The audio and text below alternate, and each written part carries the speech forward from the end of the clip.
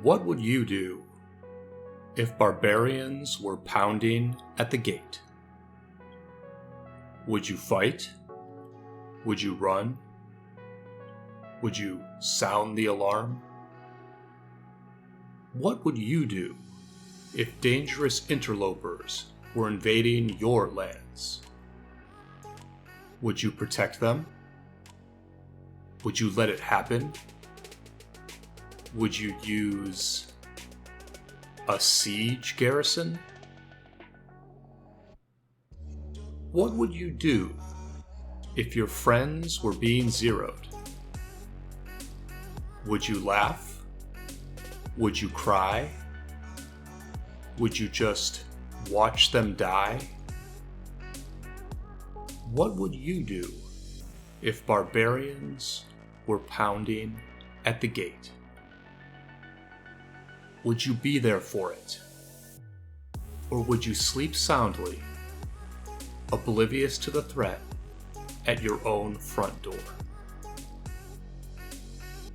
Would you dream sweet dreams and wake up to a fate changer? What would you do if 770 were at your pass? Would you be ready? Would you expect it? Would you have a plan, an escape route, a peace shield? Would you have a teleport that you could use to get to safe Alliance territory? Or would you already be there and avoid getting zeroed? What would you do if barbarians were pounding at your gate? Hi everybody, this is Brian Koo with another ROK video, and today we are invading the lands of Kingdom 2201,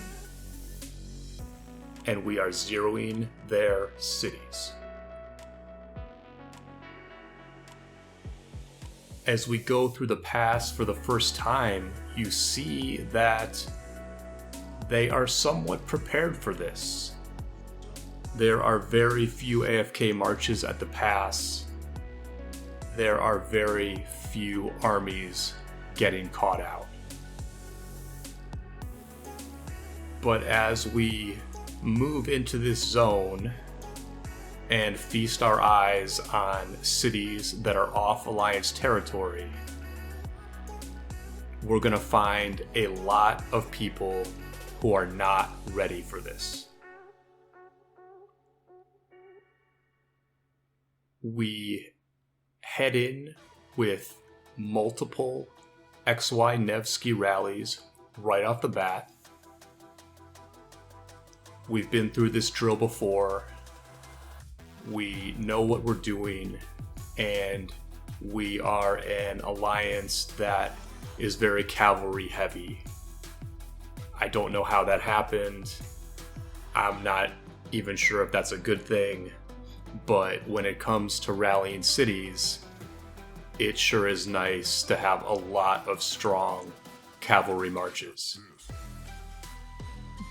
XY-Nevsky has very good nuking power that makes the trades go well, and then when you're trying to get back, when you're trying to return from that rally, it's nice to have some fast cavalry marches that can get through these enemies that are trying to get some easy kills on the rebound.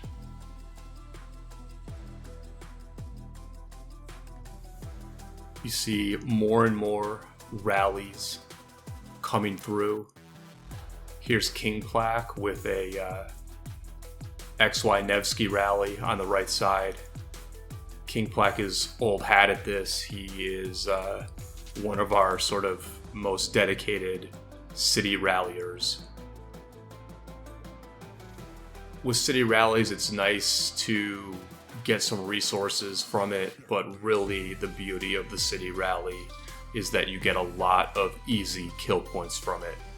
And we've had enough of these KvKs where we know that just one of the easiest, smoothest ways to get a bunch of kill points is to take advantage of these rally parties that you get to do when things are going well. Here's a rally on Mikey P's city. As you know, please continue to enjoy these reports as they come through. But I was watching this rally on Mikey's city and saw all these marches start to swarm the rally, and I thought to myself, boy, Mikey must be a really important player. He must be a really well-liked person in 2201 to have this many people, you know, throwing marches at the rally to protect him.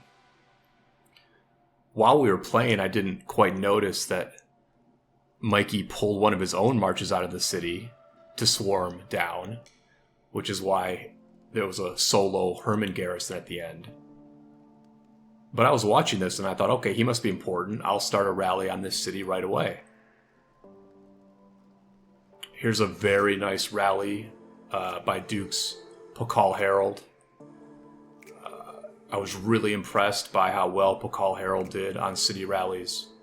The rallies take a long time, and you pretty much take almost as much damage on the way home as my Genghis Khan is taking right now. Yeah, Genghis is just about the worst commander to bring to a rally party because he walks so slow once he starts getting hit. Seba also out there with an XY-Nevsky. We had a bunch of XY-Nevskys putting in work during these city rallies. And, you know, you can see that the enemy has sort of, you know, it's almost like they've been through this drill before also, because they are quite ready to harass us on the way home to get some easy kills, to get some easy open field kills. And this is really the focus of what they're doing. And, you know, they could have done something differently. They could have, well, take a look at this archer rally here. That is a nasty, nasty archer rally. Gilga Nebu is just the perfect counter for a Richard city garrison. It does the absolute max damage. And, yeah, that was rough. But you know what the enemy could have been doing is they could have been trying to attack our pass. They could have made us focus on different things, but they just were trying to get some easy kills. You see Savage here with the Nevsky William. Savage a little ahead of the game. That march had not become well-known meta at this point, but boy does it hit hard. And if you don't have the XY-Nevsky, Nevsky William makes an awfully good replacement. Shiv also putting in work here. You know, Shiv is a engineer from India. He's free to play. Even if he wanted to spend money, he wouldn't be able to spend money.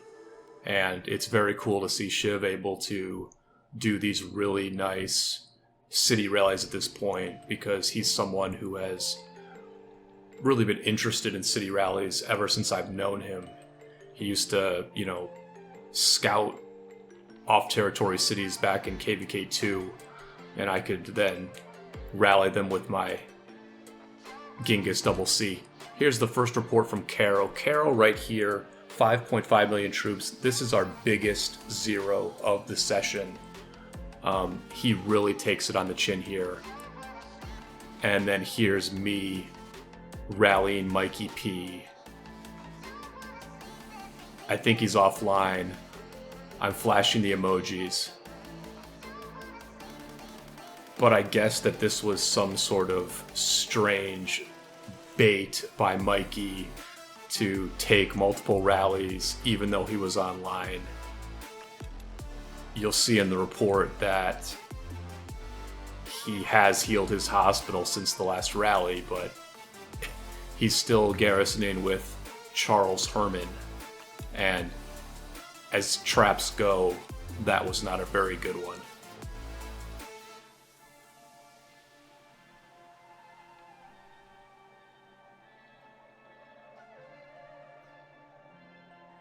King Plaque again hitting this Moscow city. Moscow with the very questionable Minamoto garrison. Taking a lot of losses. Probably a miscalculation on Moscow's part here. They might have lost their edge.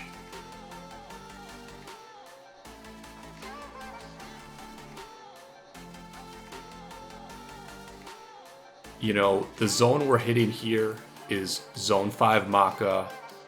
Our enemies, 2201 and 651, had peacefully held this zone for the past week, but we marched quickly across Zone 6, and we got to this pass within, I don't know, 8 to 10 hours of Zone 6 opening up.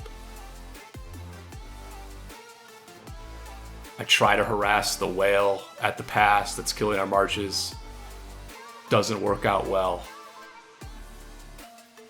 And now I'm finally switching my good gear onto my rally. Life of the Garrison commander right there. My legendary stuff was on a Jadwiga Garrison up to that point. Von getting in on the action with the old school Alex Charles rally. Von's another totally free-to-play player. But if you come to 770 as a free-to-play and you build your account up over time, you eventually get to a point where you are able to absolutely murk people who have spent a lot of money in the game. And I have to imagine that is a rewarding feeling. Grasshopper here getting another hit on Caro. You see he's down to 2.6 million troops at this point. And I believe we do end up just fully zeroing Caro. Although I wasn't around for the final blow. The enemy does have a flag that's touching our pass, and so they were able to attack our pass at any point.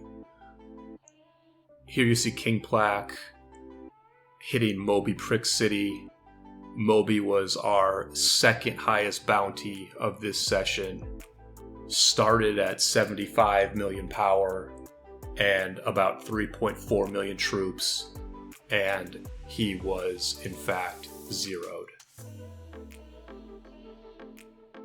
King's doing a smart thing here where he rallies with his XY-Nevsky, and then as soon as that rally ends, he starts a rally with Attila-Takeda. And so he's just having absolutely no downtime on his rallies.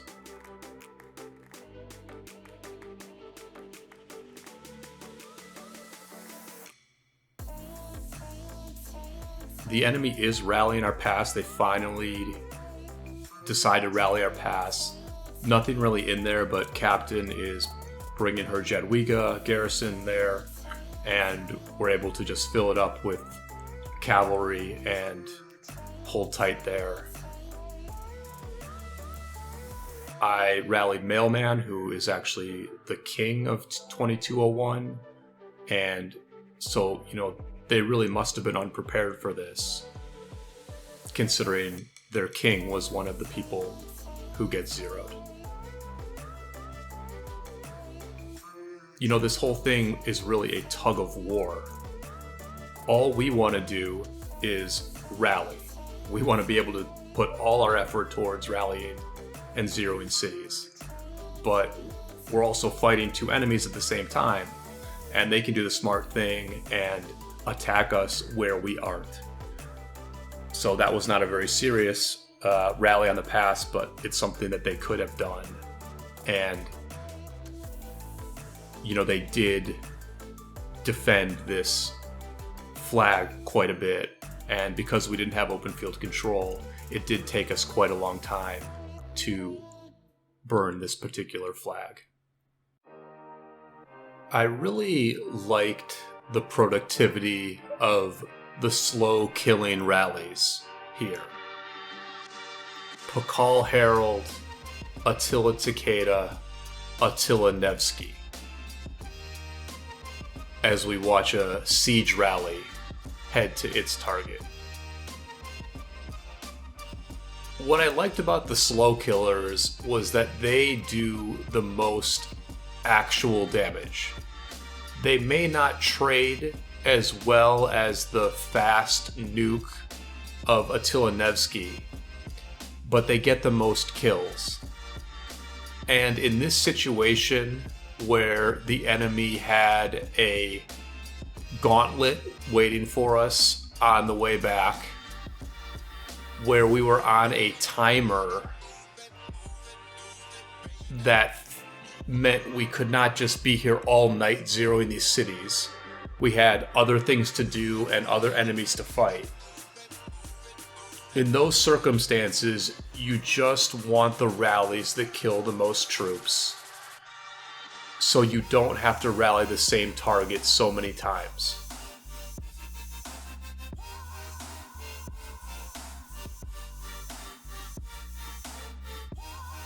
Attila XY-Nevsky rally there. We're going to look at an Attila-Nevsky report here in a moment.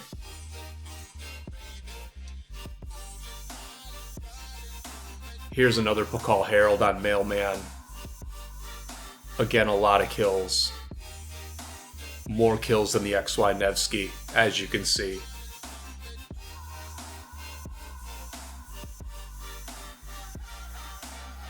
And here's that Attila-Nevsky rally. Huge numbers. Huge numbers. Is Attila-Nevsky the new king of city rallies?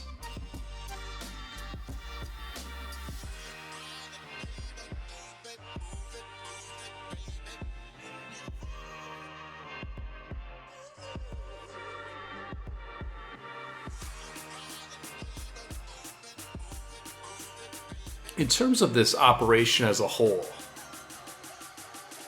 what's the value? Because it's something you have to consider, given that we are taking significant deads to zero all these cities. And we don't know if these cities are fighters.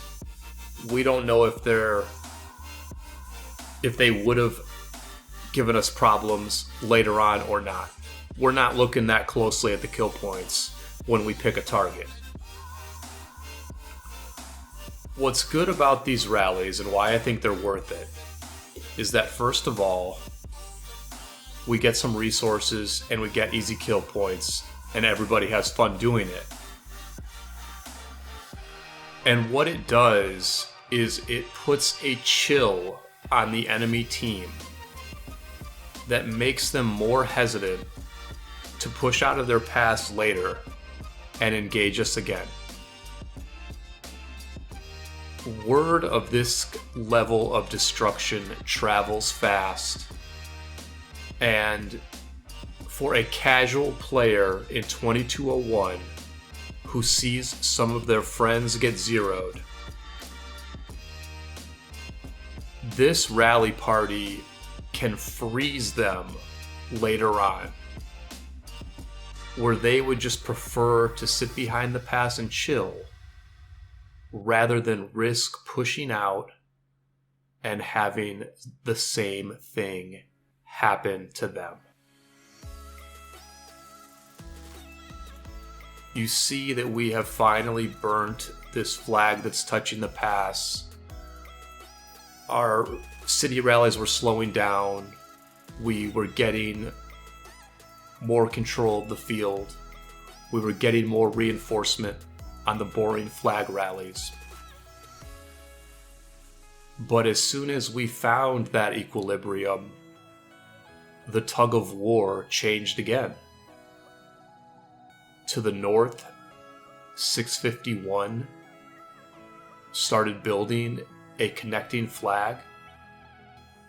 If we had let them finish that flag and didn't defend our flag, they could have cut our territory off. So we had to put the rally party on hold. Some cities that would have been zeroed got saved. And our focus had to shift up north to what our other enemy, 651, was doing. One last city rally for the road there, but we were on the move. We were teleporting.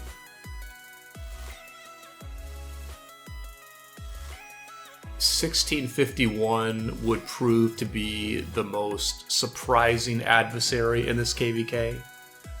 They didn't have a lot of kill points coming in, but they played like a united kingdom that was willing and able to bring numbers to the open field.